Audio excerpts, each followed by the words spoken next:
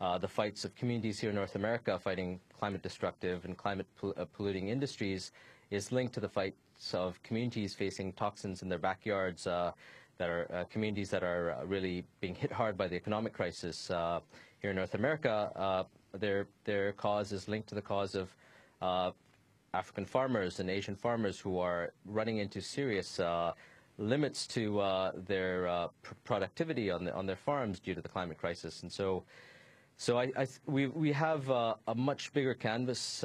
We have an opportunity to tackle the same corporations who are trying to liberalize international trade and their access to community resources around the world, and are now trying to do the same using this opportunity of the climate crisis to create markets for trading in carbon derivatives and using their existing control of energy resources to really to finance their development agenda in the third world. So I think we're at a place where once again we're faced with turning out massive numbers of people on the streets to challenge the corporate interference with international climate policy talks, but also here in the U.S. I think it's critical, being in the country with the most amount of climate that's producing the most climate pollution, but also ostensibly owes the most amount of carbon reparations or climate debt to communities around the world, for people to step out and start challenging these corporations that are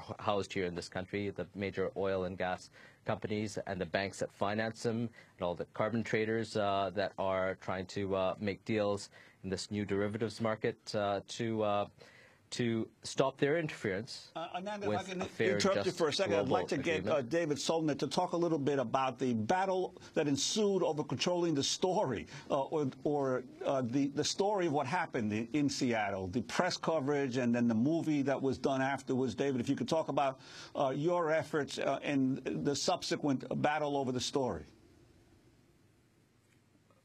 Well, the story of shutting down the World Trade Organization, joining with people around the world and delegates from developing countries inside to derail the talks, that story is one that tells that people, when we take action and organize together, we can act, we have power and we can make change.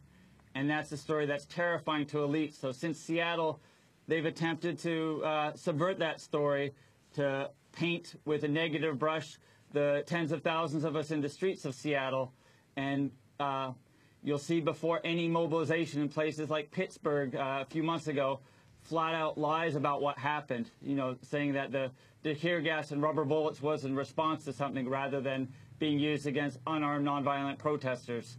And so this kind of a disinformation campaign has been used very widely to try and scare people away from the one way that we actually have power, which is when we organize and take direct action, as we're going to be doing today in cities across the United States around the new WTO, which is the corporate control of carbon trading.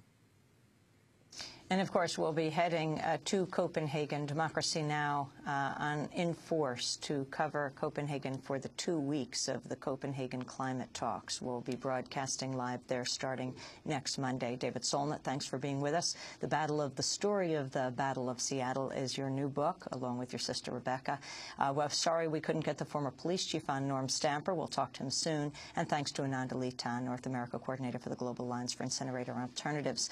Tonight I'll be at Busboys and Poets in Washington, D.C. at 7 o'clock at 14th and V. Tomorrow, Philadelphia Free Library in Philadelphia, and then on Wednesday in New York at Barnes & Noble. Check our website. Happy birthday, Steve Martinez. I'm Amy Goodman with Juan Gonzalez.